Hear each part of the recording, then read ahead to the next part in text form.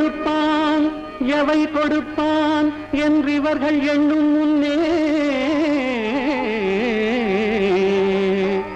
புண்ணும் கொடுப்பான் பொருள் கொடுப்பான் போதாது போதாதென்றான்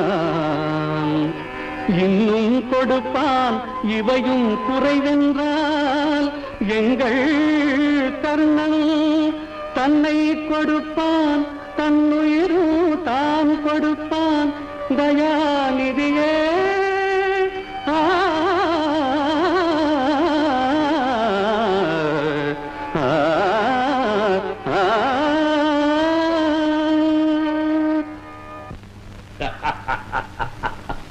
தள்ளாத வயது பாவம்.